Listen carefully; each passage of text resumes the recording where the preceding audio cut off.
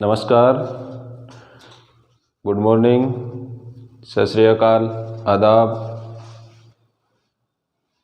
Geography bye MP sir जो अपना channel है उसमें आपका हार्दिक स्वागत। अपनी बात कर रहे थे भारत की जलवायु के बारे में। भारत की जलवायु का जो बिंदु है अपना वो पूर्ण हो चुका है। आज अपने नए टॉपिक के साथ अपनी बात की शुरुआत करेंगे। जो अपना नया टॉपिक रहेगा यानी भारत की नदियाँ। और भारत की नदियों में, भारत की नदी है, उस भारत की नदियों में अपनी बात करेंगे कि भारत का जो अपवाह है तंत्र, भारत का अपवाह तंत्र। और भारत के अपवाह तंत्र में अगर हम बांटें तो भारत के अपवाह तंत्र को दो प्रकार से बांट सकते हैं अपने, जिसमें पहली अपनी बात करते हैं कि भारत के अपवाह तंत्र यानी उद्गम स्थल से। उद्गम स्थल की बात करें तो उद्गम स्थल की प्रकृति, विशेषता, प्रकार, ये सब इसमें बात करेंगे अपनी। और दूसरी अपनी बात करते हैं यानी विसर्जन, यानी जो समुद्र में नदियां अपना जल ला करके डालती है, तो उस हिसाब से अपने इनको दो भागों में विभक्त करते हैं। एक नदियों का जो उद्गम स्थल है उसके हिसाब से, और दूसरा यानी नदियों का विसर्जन के हिसाब से। उद्गम की बात करें तो उद्गम वाले भाग को अपने दो भागों में बांटते हैं। और दो भाग है, वो है पहला यानी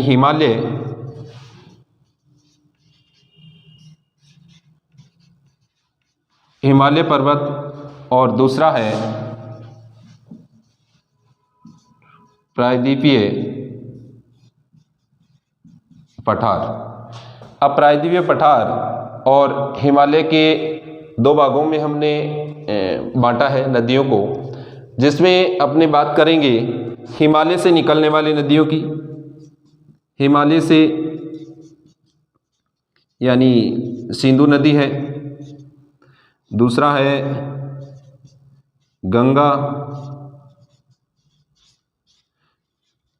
और तीसरी अपने बात करते हैं ब्रह्मपुत्र की।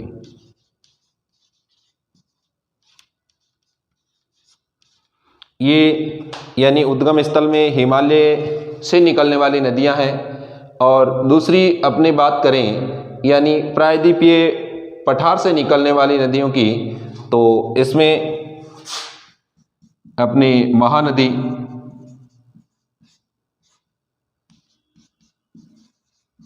कृष्णा,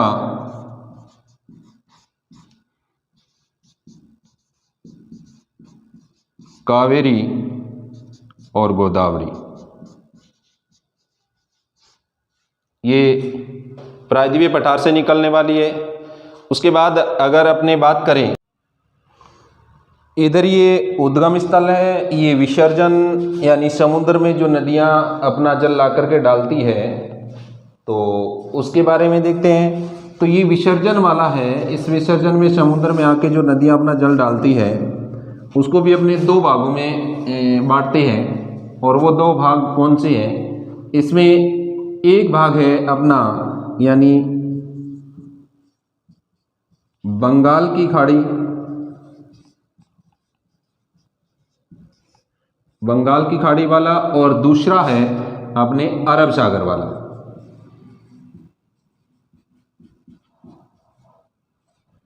यानी अरब सागर में वो नदियां जो अपना जल ला करके डालती है, तो वो उनका विसर्जन स्थल कहलाता है, यानी समुद्र में जो जल डालती है।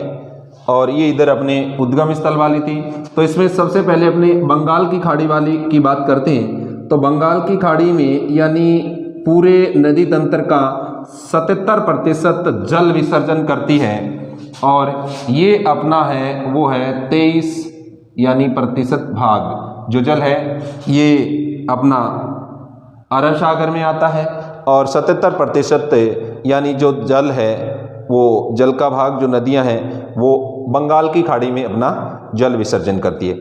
एक इसमें विशेषता ये रहती है कि बंगाल की खाड़ी का यानी जो भारत का अपना पूर्वी किनारा है या तटीय भाग अपनी बात करते हैं तो वो तटीय भाग क्या है यानी थोड़ा नीचा है, ढलान तटीय भाग की ओर तरफ ज़्यादा है, तो वहाँ पर हमेशा ये नदियाँ डेल्टा बनाती है, ये डेल्टा बनाती है और इधर यानी थोड़ा ऊपर उठा होने के कारण या एस्चुरी का निर्माण करती है, एस्चुरी या जवार नदमुख का निर्माण करती है।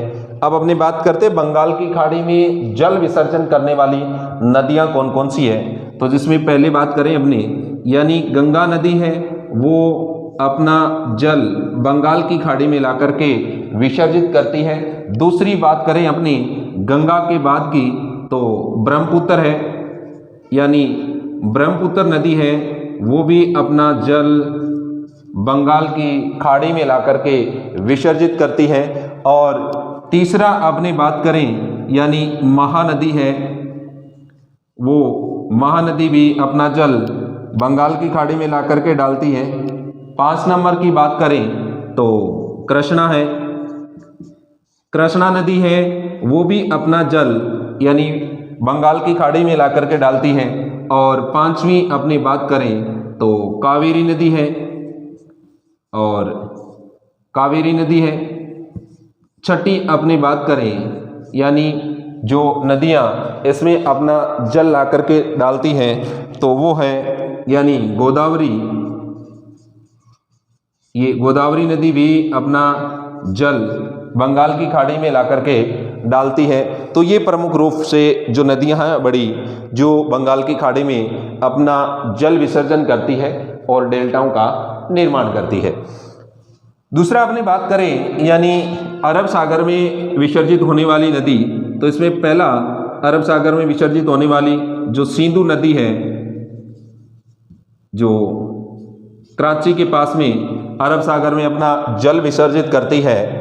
और दूसरी नदी की बात करें तो दूसरी है यानी नर्मदा नदी। और तीसरी नदी की बात करें तो अपनी है ताप्ती नदी। और ताप्ती नदी के बाद में यानी चौथी है अपनी राजस्थान की जो माही नदी है। ये माही नदी कर्क रेखा को 2 बार काटती है यू आकार में और फिर बहते हुए डूंगरपुर और बांसवाड़ा जो ज़िले हैं उनको लाभान्वित करती है। फिर ये गुजरात से होते हुए अपने अरब सागर में अपना जल विसर्जित करती है। और उसके बाद अपने बात करें तो सिंधु, नर्मदा, ताप्ती और माही एक अपनी नदी है यानी पेरियार नदी। ये नदी भी अरब सागर में अपना जल विसर्जित करती है। वैसे अगर अरब सागर की बात करें कच्छ के रण की तो लूनी नदी भी इधर आकर के अपना जल विसर्जित करती है। और अगर जल विसर्जन क्षेत्र की बात करें तो यानी 23% भाग जो है जल अरब सागर में ला करके डालती है नदियाँ और 77% भाग है वो अपने बंगाल की खाड़ी में विसर्जित करती हैं। तो ये नदियों के यानी अपवाह तंत्र के उद्गम स्थल से और विसर्जन क्षेत्र से अपने बात की। अब अपने बात करते हैं नदियों की, तो सबसे पहले अपने बात करेंगे हिमालय से निकलने वाली नदियों की। और हिमालय से निकलने वाली नदियों में अपने चर्चा करेंगे यानी सिंधु नदी की सबसे पहले। और सिंधु नदी है उनका उद्गम स्थल यानी जो है ये हिमालय से निकलती है और हिमालय के अंदर जो तिब्बत के पास से ये निकलती है, बोखरचू स्थान से निकलती है और निकलने के बाद में ये भारत में बहते हुए सीधी अपनी यानी अरब सागर में ही अपना जल विसर्जित करती है। काफ़ी लंबी दूरी पे बहती है, करीबन लगभग 2900 किलोमीटर इनका अफवाह क्षेत्र है। और इसकी प्रमुख सहायक नदियां हैं उसकी भी चर्चा करेंगे, जिसमें झेलम है, चेनाब है, रावी है, व्यास है, सतलुज है। इन नदियों की चर्चा करेंगे अपने, और इन नदियों की चर्चा के साथ साथ में इनके उद्गम स्थल और इन नदियों पे बनी यानी परियोजनाएं, और इन नदियों के यानी बहाव से कौन कौन से क्षेत्र है वो अत्यधिक मात्रा में लाभान्वित होते हैं। और लाभान्वित में अगर बात करेंगे अपने, तो इन नदियों से बनने वाले अपने दोआब क्षेत्र है उनकी भी बात करेंगे। ये अपना टॉपिक है वो कल रहेगा, जिसमें अपने बात करेंगे सिंधु नदी की।